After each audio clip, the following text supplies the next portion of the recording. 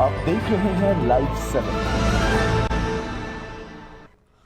नमस्कार, लाइव 7 विशेष में आपका स्वागत है। मैं हूं ज्ञान रंजन।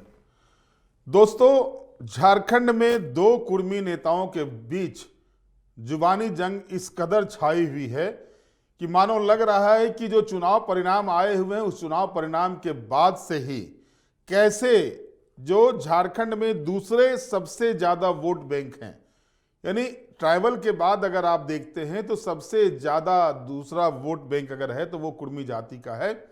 और इसको लेकर के जो जुबानी जंग चल रही है, अभी तो स्थिति ये है कि पहली मर्तबा राजनीति में आए जयराम महतो इतने चुभ रहे हैं आजसू सुप्रीमो सुदेश महतो को या आजसू पार्टी को ही, कि अब जयराम महतो पर टिप्पणी की जा रही है आजसू पार्टी के द्वारा। और जो मैंने आपको दिखाया भी था 2 दिनों पहले कि धनबाद में जो कार्यक्रम हुए थे आजसू पार्टी के, उसमें किस तरह से सुदेश महतो ने टिप्पणी की थी जयराम महतो पर, तो जयराम भी भला चुप कहां रहने वाले हैं। और ऐसा जवाब दिया है, उन्हीं की भाषा में जवाब दिया है। सुदेश महतो जो इस भाषा में बात की है उन्हीं की भाषा में उन्होंने जवाब दिया है, वो भी हम आपको दिखाएंगे। लेकिन सवाल ये उठ रहा है कि आखिरकार जो एक पार्टी जो पिछले 25 वर्षों से झारखंड में सीधे तौर पर उसका प्रतिनिधित्व काम कर रहा था, वो है आजसू पार्टी, और एक पार्टी जेएलके जो पिछले चुनाव में विधानसभा चुनाव में अस्तित्व में आया है और उसके भी एक विधायक हैं। अब सवाल ये उठ रहा है कि आखिरकार आजसू पार्टी को झारखंड मुक्ति मोर्चा नहीं दिखाई दे रहा, आरजेडी दिखाई नहीं दे रहा, कांग्रेस दिखाई नहीं दे रहा, विरोध करने के लिए जेएलके को ही आजसू पार्टी ने क्यों चुना है। सवाल यह भी उठ रहे हैं कि क्या इतना बड़ा दर्द आजसू पार्टी को मिला है कि वो उस दर्द से उबर नहीं पा रही है। पहले हम सुनाते हैं कि धनबाद के कार्यक्रम में जयराम महतो पर क्या टिप्पणी की थी सुदेश महतो ने। पहले आप इसे सुन लें। राजनीति की बात चलती रहनी चाहिए, पब्लिक से डायलॉग्स होते रहना चाहिए। अगर डायलॉग्स नहीं हो रहे हैं तो मतलब एक तरफा चल रहा है। और यही कभी कभी लोगों में इस बात का गुमान हो जाता है, जिसको मैं कहता हूं कि लोगों को लगता है कि एमपी एमएलए अगर बन गए तो शायद समस्त ब्रह्मांड का ज्ञान हमको आ गया और हम जो चाहेंगे वही शायद नियम बन जाएगा। ऐसा सोच के कुछ लोग काम करते हैं। मैं बोला ये उनकी एक राजनीतिक भूल होगी, एक राजनीतिक भूल होते चल रही है। इसलिए राजनेताओं को राज्य चलाने का, विधायक होने का, पार्लियामेंट मेंबर होने का सबसे पहले उसकी योग्यता के आधार को समझना पड़ेगा कि जनमानस के दिए आशीर्वाद का सम्मान कैसे किया जाता है। सबसे पहले उसका सम्मान करना पड़ेगा। कई लोग तो पॉकेट में भी लेके घूमते हैं, सम्मान को पॉकेट में डाल के भी घूमते हैं। पता ही नहीं चलता है कि भाई मेरा काम दायित्व क्या है।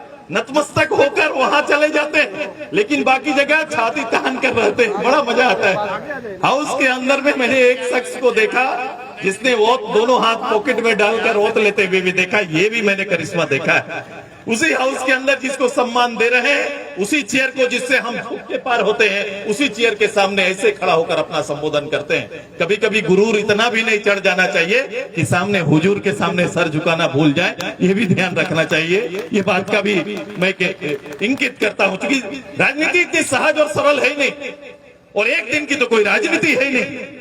राजनीति तो अभी लंबा चलना, कई उतार चढ़ाव देखने हैं। लेकिन सबसे बड़ा जो आवश्यकता है, ये प्रदेश को उसके आवश्यकता के अनुसार खड़ा करना, ये कोई और चिंता ना कर रहा हो।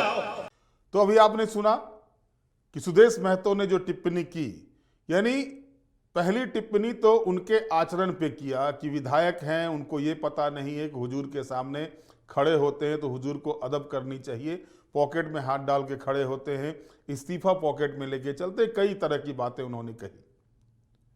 जाहिर है जयराम महतो जब भी अपने क्षेत्र में रहते हैं, अधिकारियों से बात करते हैं, तो वो इस बात को जरूर कहते हैं कि वो इस्तीफा अपने पॉकेट में लेके चलते हैं। विधायकी से इस्तीफा वो अपने पॉकेट में लेके चलते हैं। लेकिन वहीं दूसरी ओर जब सुदेश महतो का ये बयान वायरल होता है तो उसके जवाब में जयराम महतो ने क्या कहा, पहले आप उसको सुन लीजिए। बिना तान के हम व्यवस्था के सामने खड़े होते, उस सिस्टम के सामने जिस सिस्टम से लोगों की आशाएं हैं।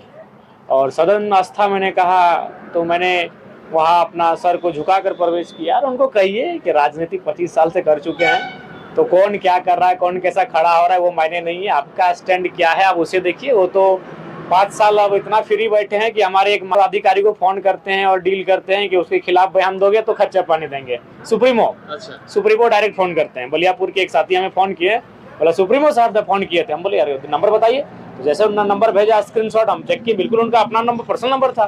तो इतना वो फ्री बैठ गए हैं कि डायरेक्ट हमारे पंचायत के जो पदाधिकारी हैं, प्रखंड के जो पदाधिकारी हैं उनको फोन कर रहे हैं। और शायद वो नहीं, आशीष महतो में नाम ही लेना चाहूंगा, उनको बुलाया है रांची, कुछ सहयोग करेंगे, लेकिन शर्त यही कि हम खिलाफ बोलना होगा। तो अरे भाई आप अपने पार्टी को मजबूत कैसे करेंगे उस पर सोचिए, किसी को गिरा के मजबूत करने के बारे में सोचिए, वो कब तक चलेगा। आप विधायक की पॉकेट में लेकर घूमते, ये भी आरोप लगाया।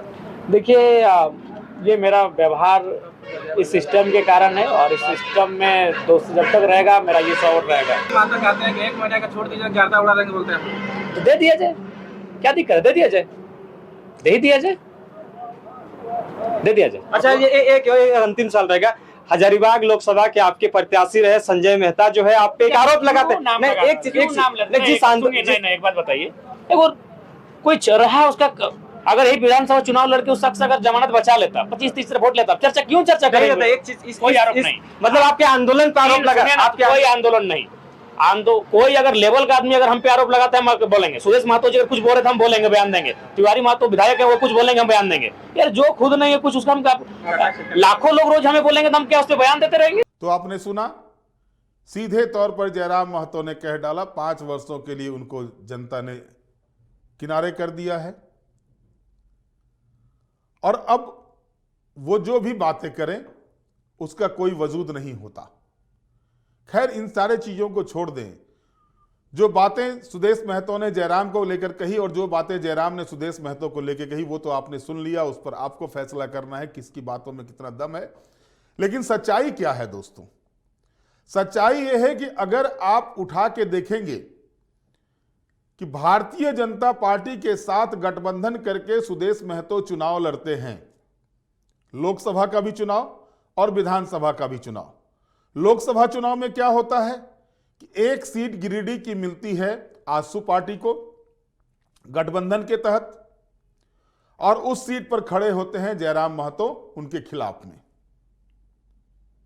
स्थिति क्या बनती है ये सबको पता है कि डुमरी में और गोमिया में 2 जगह पर जयराम महतो ने आजसू पार्टी के कैंडिडेट चंद्र प्रकाश चौधरी को हराया था, यानी उससे ज्यादा, सबसे ज्यादा वोट इन दोनों ही सीटों पर जयराम महतो को आए थे। यह तो हो गई लोकसभा चुनाव की बात। अब हम विधानसभा चुनाव को देखते हैं। आजसू पार्टी ने जो कैंडिडेट दिया, ईचागढ़, मनोहरपुर, उसके बाद जुगसलाई, फिर आते हैं सिल्ली, गोमिया, रामगढ़, डुमरी, मांडू, पाकुड़ और उसके बाद लोहरदगा। इन 10 सीटों पर आजसू पार्टी ने अपने कैंडिडेट उतारे। अगर आप पाकुड़ और लोहरदगा सीट को छोड़ दें, इन दोनों सीट को छोड़ दें, तो 8 सीटें जो आजसू पार्टी, 7 सीटें हारी, 1 सीट मांडू की जीती है, 7 सीटें जो आजसू पार्टी सुदेश महतो समेत लंबोदर महतो और चंद्र प्रकाश चौधरी जो 3 बड़े नेता आजसू पार्टी के हैं, उन तीनों के हार में, और रामचंद्र सहित 4 नेता कह सकते हैं, 4 नेता जो हारे हैं, उनकी हार में अगर किसी एक पार्टी का या किसी एक व्यक्ति का सबसे बड़ा योगदान दिखा है, जो चुनाव परिणाम बताते हैं, वो है JLKM और जयराम महतो। जाहिर है खिसियानी बिल्ली खंभा नोचे, तो खंभा तो बड़ा खंभा कर लिया जयराम महतो ने महतो वोट बैंक के बीच में इस बार, तो जाहिर है कि उसी को नोचना है। लाख आजसू पार्टी कहे कि उनके साथ जो है सो 10 लाख 15 लाख मतदाता उनके साथ हैं, हार्डकोर मेंबर उनके 16 लाख से ज्यादा हैं, यह आजसू पार्टी दम भरती रहती हो, लेकिन सच्चाई तो चुनाव परिणाम बताते हैं। चुनाव परिणाम में आप परसेंटेज में भी JLKM से नीचे जाते हैं। चुनाव परिणाम ये बताता है कि आपको एक नया लड़का जो है सो आपका जो है नशा उतार के रख दिया। चुनाव परिणाम ये भी बताता है कि राजनीति जनता के बीच रह के की जाती है, जो अब सुदेश बाबू ने शुरू किया है। एको हम दूजो न कोई वाली कहावत राजनीति में नहीं चलती है। भारतीय जनता पार्टी जैसे विश्व के सबसे बड़ी राजनीतिक पार्टी के साथ गठबंधन करने के बाद अगर एक सीट, वो भी मात्र 231 वोट से जीत करके आते हैं, तो सवाल उठने लाजमी हो जाते हैं, और ये हुआ है। अब पॉकेट में हाथ लेके चलते हैं, उनके बोलने का स्टाइल किया, वो तो छोड़ें। अगर आपको जयराम ने सलाह दिया है कि आप अपनी पार्टी को देखें, आपकी पार्टी में क्या हो रहा है, 5 वर्षों के लिए तो आपकी पार्टी को ठन ठन गोपाल करके जनता ने रख दिया है, तो आप उसको तो देखें। तो अगर ये कह रहा है तो सीधे तौर पर आप कह सकते हैं ये आपकी बेचैनी बता रही है कि आप कहीं भी जाते हैं तो JLKM को या जयराम महतो के खिलाफ में आप बोल रहे हैं। संजय मेहता को पार्टी में लाने के बाद ऐसा लगा कि बहुत बड़ा तीर मार लिया आजसू पार्टी ने। संजय मेहता अपनी वजूद, उनकी वजूद भी बनी थी JLKM या झारखंड जो JBKSS उस समय था, JBKSS में रह करके। उसके बाद संजय मेहता विलुप्त प्राणी के रूप में दिखाई दे रहे हैं। राजनीति का सीधा सा अर्थ होता है जो जीता वही सिकंदर। कहां क्या हुई इसका मंथन करेंगे, चिंतन करेंगे। वो 5 साल आपको समय है, उस पर मंथन कीजिए, चिंतन कीजिए, उस पर आप काम कीजिए। जनता ने आपको 5 साल का टाइम दिया है, समय दिया है। लेकिन सवाल यही उठते हैं कि आखिरकार भाजपा के साथ चुनाव लड़ने वाली आजसू पार्टी झारखंड मुक्ति मोर्चा को लेकर के तल्ख तेवर नहीं दिखाती, कांग्रेस पार्टी को लेकर के तल्ख तेवर नहीं दिखाती, RJD को लेकर के तल्ख तेवर नहीं दिखाते, वाम दल को लेकर, माले को लेकर तल्ख तेवर नहीं दिखाते। जो उनके विरोधी दल हैं उनके तल्ख तेवर दिख रहे हैं तो JLKM को लेकर के, टाइगर जयराम महतो की पार्टी को लेकर के। जाहिर सी बात है इसके पीछे एकमात्र कारण है कि जिस जाति के वो स्वयंभू नेता होकर के, जिस जाति ने पूरा समर्थन दिया सुदेश महतो को, 1 से 2, 2 से 5, 5 से 6, ये संख्या उनकी बढ़ी, फिर घटी भी संख्या। जब उसका समर्थन मिला, उसका सहयोग मिला, और उसके बाद अगर आपसे वो वोट बैंक जो है सो आपसे नाराज होता है और आपके साथ गठबंधन के कारण से उसका खामियाजा भारतीय जनता पार्टी भी भुगतती है। हालांकि इसमें भारतीय जनता पार्टी के भी कुछ नेताओं के बड़बोलेपन आड़े आए थे, चाहे वो पूर्व के जनजातीय कल्याण मंत्री जो केंद्र सरकार में थे अर्जुन मुंडा, जो कुर्मी जाति को आदिवासी में शामिल करने के मुद्दे पर जो बयान उन्होंने दिया था, यह भी एक विषय हो सकता है। लेकिन गठबंधन करने के पीछे यह था कि एक आकलन था कि भारतीय जनता पार्टी को भी यह आकलन था कि जो ट्राइबल वोट तो उनके साथ नहीं है, उस तरह से ट्राइबल वोट का पूरा समर्थन जो है सो लोकसभा चुनाव परिणाम ने ही बता दिया था कि वो समर्थन इंडिया गठबंधन की ओर जा रहा है। तो जाहिर तौर पर जो दूसरा सबसे बड़ा वोट बैंक था उसमें जो है सो भाजपा चाह रही थी सुदेश महतो उनके साथ है तो उनको उसमें फायदा होगा। कुछ सीटों पर वीटो लगा करके भारतीय जनता पार्टी, आजसू पार्टी ने भाजपा से सीटें ली, उसमें ईचागढ़ भी है। और सबको पता है ईचागढ़ की सीट सुदेश महतो ने क्यों ली थी। बरका गांव की सीट पर भारतीय जनता पार्टी के टिकट पर चंद्रप्रकाश चौधरी के भाई रोशनलाल चौधरी चुनाव लड़ते हैं, उस सीट को लेकर के भी चल रही थी, वो सीटें आए। टुंडी की सीट सुदेश महतो को अंदेशा था, टुंडी की सीट वो मांग रहे थे, नहीं मिला। तो ये जो कुर्मी बहुल इलाके हैं, जो वोट बैंक हैं, जिस जगह पर जो 25 विधानसभा की सीटें, सीधे तौर पर 24-25 विधानसभा की सीटें प्रभावित हो रही हैं, उस सीटों पर सुदेश से ज्यादा कमाल अगर किया तो टाइगर जयराम महतो ने किया। और इसी का नतीजा है कि टाइगर जयराम महतो की पार्टी को पहली मर्तबा चुनाव लड़ने के बाद 10,90,000 वोट आते हैं। और झारखंड में अगर आप देखेंगे तो भाजपा, कांग्रेस, झारखंड मुक्ति मोर्चा के बाद अगर सबसे ज्यादा वोट लाने वाली पार्टी है तो वो JLKM बनी है, इसको कमतर नहीं आंका जा सकता। रही बात कि टाइगर जयराम महतो किस तरह से एग्रेसिव होकर बातें करते हैं, लेकिन उनके कुछ चीजों को आप अगर गौर करेंगे तो जो मुद्दे वो प्रासंगिक हैं, जिन मुद्दों को लेकर के उन्होंने आंदोलन शुरू किया था, उन मुद्दों को उन्होंने अब तक नहीं छोड़ा है। अभी वो टाटा लीज मामले को लेकर के जमशेदपुर में जाकर के वहां भी लोगों ने उनका स्वागत किया, जमशेदपुर में भी। चांडिल में उनका कार्यक्रम होता है, वहां भी युवाओं की भीड़ अब भी जुट रही है। चुनाव के समय तो अलग माहौल था, अब भी जुट रही है। नोआ मुंडी में कार्यक्रम किए, वहां भी भीड़ जुट रही है। और यह भीड़ कोई खर्च किया हुआ भीड़ नहीं है। 2 जगह पर भीड़ विधानसभा चुनाव के दौरान देखा गया था, वहां पर बिना खर्चे का भीड़ था। एक भीड़ था कल्पना सोरेन की सभाओं में और दूसरा भीड़ था टाइगर जयराम महतो की सभाओं में। इससे इनकार नहीं किया जा सकता है।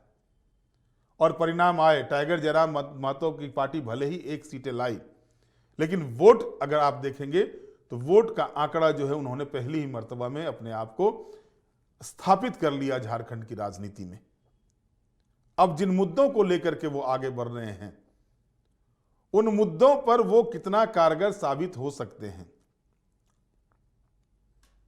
विधानसभा के भीतर, विधानसभा के बाहर, क्योंकि जनप्रतिनिधि का काम सिर्फ विधानसभा के भीतर सवाल उठाने का नहीं है। एक विधायक है, जाहिर है उनको समय बहुत कम मिलेगा विधानसभा में बोलने का। विधानसभा में जो एक समय निर्धारित होता है और हर पार्टी का समय निर्धारित कर दिया जाता है अपने वक्तव्य को रखने के लिए। तो जाहिर तौर पर जिस तरह से जयराम महतो ने जवाब दिया है सुदेश पार्टी को, उसके बाद से अगर देखें तो आजसू पार्टी के भीतर जो है सो इसको लेकर के खलबली मची हुई है एक तरह से। अब सुदेश महतो जो शुरुआत किए हुए अपने पुराने दोस्तों को शामिल करके, पुराने साथियों को फिर से वापस ला रहे हैं, नए सिरे से जो वो पार्टी को आगे बढ़ाने की कवायद शुरू किए हुए हैं, इस कवायद को वो कहां तक ले जा पाते हैं ये देखना दिलचस्प होगा। और सुदेश और जयराम के बीच जो युद्ध चल रहा है, ये जो जुबानी जंग चल रही है, इस जुबानी जंग में जिस वोट बैंक को लेकर के इन दोनों बड़े नेताओं, दोनों नेताओं के बीच जुबानी जंग चल रही है, वो वोट बैंक किसके साथ रहता है ये भी देखना दिलचस्प होगा। और आगे के दिनों में क्या कुछ होता है, क्योंकि ये तो मान के चलिए कि एक केंद्र बिंदु तो झारखंड की राजनीति में जयराम महतो बने हैं, और उस केंद्र बिंदु में सबसे ज्यादा नुकसान हुआ है तो वो आजसू पार्टी को हुआ है। अब इससे आजसू पार्टी कैसे निपटती है ये देखना दिलचस्प होगा। बहरहाल आज के विशेष में इतना ही। आप हमारे साथ जुड़े रहें, हमें लाइक करें, सब्सक्राइब करें। बहुत बहुत धन्यवाद। नमस्कार।